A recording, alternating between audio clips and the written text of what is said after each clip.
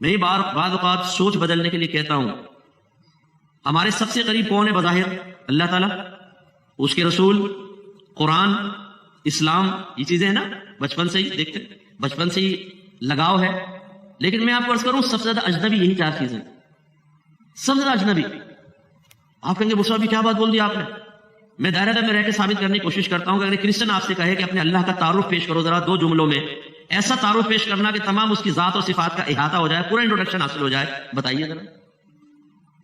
جب کوئی ہم سے کہتا ہے بھائی یہ کون بیٹھے ہیں، مجھ سے بتائیے گا، مگر میں کہوں انسان، یہ تعارف ہو گیا؟ وہ بولے گا یار نہیں پتا انسان، کچھ اور بتاؤ نا.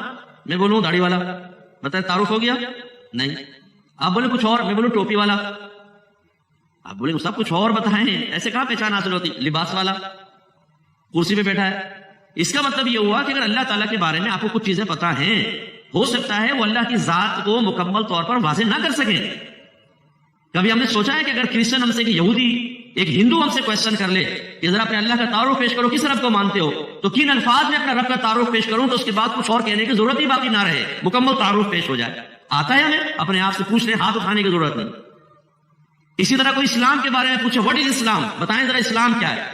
میں یقین سے میں اس تبلیغ دین کے شعبے سے وابستہ ہوں، 32 سال ہو گئے، میں جانتا ہوں عوام کی حالت کیا ہے. ہم اپنے اسلام کا تعارف 2 جملوں میں 10 جملوں میں پیش نہیں کر سکتے.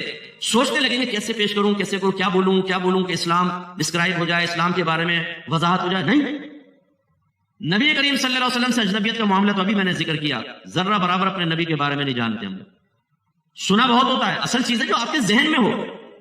جیسے ابھی میں نے کوشچن کیا، بتاؤ نبی کریم کے بچپن کے واقعات، آپ کی اولاد پاک کے نام، آپ کی ازواج مطہرات کے نام، پہلے سال کیا ہوا ہجرت کے بعد، دوسرے سال، تیسرے سال مکی زندگی میں کیا ہوا، ہجرت کا واقعہ. یہ چیزیں ہمیں اپنے نبی سے محبت کی وجہ سے جاننی چاہیے، معلومات حاصل ہونی چاہیے. لیکن صفر ہے، کیونکہ اجنبیت ہے نا.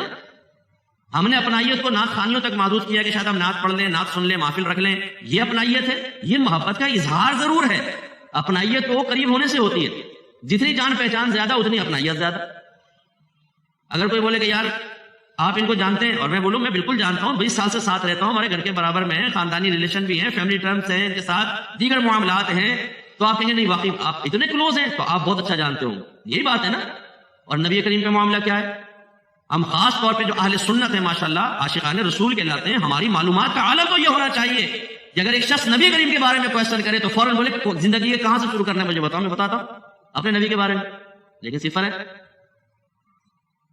یہ معلومات انتہائی ضروری ہوتی ہیں، یہاں ہونی چاہیے. یہاں آپ اپنے والد صاحب کو آپریشن کے لیے ہاسپٹل لے گئے، آپ نے ایک ڈاکٹر کی دیکھا، پوری ڈگریوں کی لسٹ باہر لگی ہوتی ہے نا، انہوں نے کہاں سے کیا کورسز کیے اور کہاں سے پڑھ کر آیا. اور وہ ڈاکٹر سامنے آ جائے، آپ نے جی حضور آپریشن کرنا ہے والد صاحب کا، وہ دائیں بائیں دیکھ کر کہے کہ یار ایک دیانتداری سے بات بتاؤں، ڈگریاں لی ہیں، پڑھا بھی تھا، لیکن اب ذہن میں کچھ بھی نہیں ہے. لیٹا دو اپنے ابا کو، ٹرائی مار کے دیکھتے. آپ اپنے ابا کو لٹائیں گے سامنے؟ بولے حالانکہ ڈگریاں لکھی ہوئی ہیں، پڑھ کر بھی آیا ہے، لیکن آپ کہیں بھائی تیرے ذہن میں نہیں، مارے گا میرے ابا کو. اس کا مطلب ہے جب ذہن میں کچھ نہیں ہوتا تو آدمی کچھ بھی نہیں ہے.